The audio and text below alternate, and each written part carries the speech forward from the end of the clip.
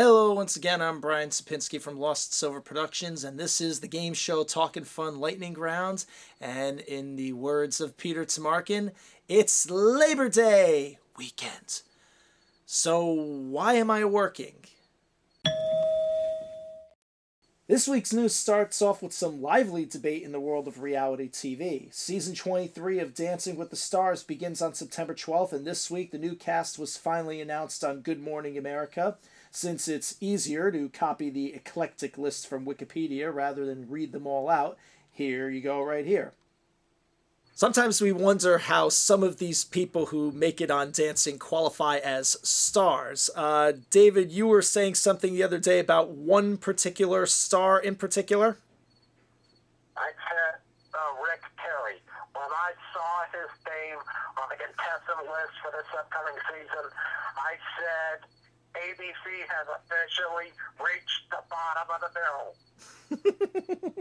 I can only imagine if Todd Pettengill over here in New York on PLJ Radio was doing one of his drunk Mickey bits asking ABC's Bob Iger, what the hell is he doing here?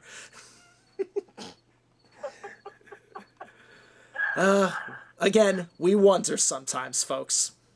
Anyway, also interesting of note is that along with the stars, we have a few returning faces among the pros. We mentioned about Maxim Chmerkovskiy on the show a couple weeks ago, but I'm most excited to see Cheryl Burke return. She's been missing for the last 2 years, and she's still one of my personal favorites. Who can forget her amazing freestyle with Drew Lachey all the way back in Season 2 that set the bar for all freestyles to follow? All right, but let's get to the big debate, though, because, of course, every time these casting lists come out, people are already making their instant predictions based on who's paired with who and the celebrities in general. Everybody always has their take as to who they think is going to win, and Paul and I are no exception. So, Paul, I'll bring it over to you first. Who do you think is going to be the early front runner in terms of who's going to win this season of Dancing based on this list? So I pretty much torn down to between two people that are participating in this season's of Dancing with the Stars, and it's pretty much either Ella Ice or Ryan Locke or Lockie, whatever. Ryan probably because he has athletic experience and so from like that, like he's been in the news lately.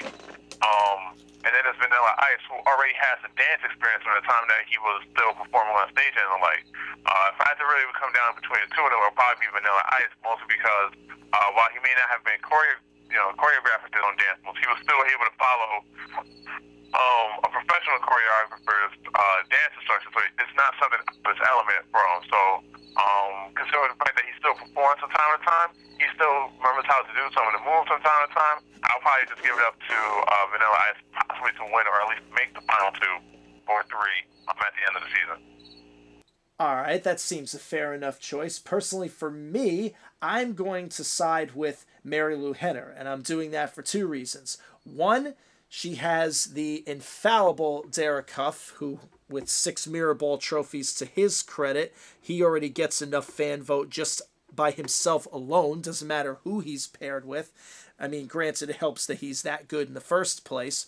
But I also have to say that Mary Lou's going to have an inside edge because of the infamous eidetic memory that she and a few rare celebrities that we've heard about in this world are known for. And that means she's going to remember every single memory, every single moment of teaching and lessons that Derek gives her. And I'm sure that's somehow going to have an extreme inside edge for her on the floor that few people are taking properly into account. So don't be surprised if Mary Lou goes all the way. Anyway, that's my take. What's yours out there, America? Let us know. Tell us in the comments below once you're done watching this. Staying on the subject of dancing, a lot of fans, though, are disappointed to see one pro's name that's absent from this season's cast, Mark Ballas. Following the cast announcement, he took to Twitter to post this handwritten note thanking the fans for their support as he moves on to other projects. As to what one of those projects is going to be, Entertainment Tonight reports that Mark will be making people in New York happy as he will be taking on a, quote, main role in the Broadway smash Jersey Boys. A rep for the show declined to comment on the report, but if it's true, I think a lot of fans will have a great reason to go back and see the show again. And come to think of it, Andrea and I never got a chance to see Jersey Boys on Broadway, and our 20th anniversary of our relationship is coming up in the winter in January. Maybe that might be a good excuse to go now if he's going to be there. A couple of historic moments were achieved this week. First, here in the States, the American Ninja Warrior finals are airing now, and after the past couple of years of getting closer and closer to the top, stunt woman Jessie Graff has now gone where only one woman has ever gone before, becoming the first American woman to beat stage 1 of the national course. She equals the feats of Chi Nishimura, who defeated stage 1 of Sasuke's second tournament all the way back in 1998 in Japan. And if you think about it, back then the tournament was much tamer. No warped wall, no jumping spider, or other classic obstacles of today to speak of. So it shows that the women of the world have come a long way to get their due place among the ninja greats. Jessie, we salute you as you now try to make worldwide history as the only woman to ever conquer stage 2 and maybe achieve total victory.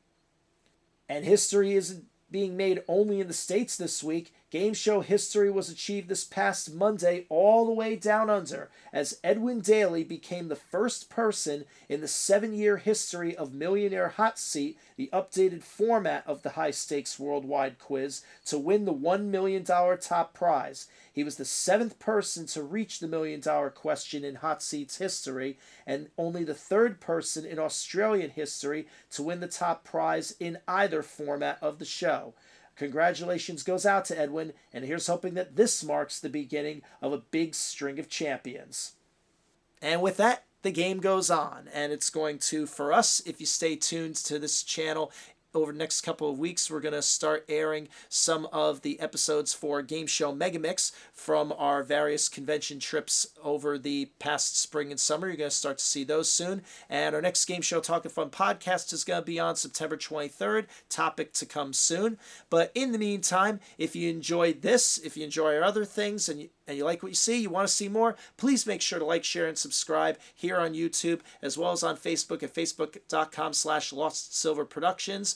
And please support us on our Patreon as well at patreon.com/LostSilver. All of these links are going to be in the comments below. Please help us out because we really want to make sure we can keep our convention game shows going and be able to get more and bigger prizes for you guys when you come see us live and in person to have fun with these games. And again, in support for the contribution, we're going to make sure we hook you up with some very interesting and prestigious game show anime swag. All details are on the Patreon. Please look us up and please help us out. Until then, I am Brian Sapinski from Lost Silver Productions, and you have once again survived the lightning rounds. Sorry, we don't have that sound effect yet.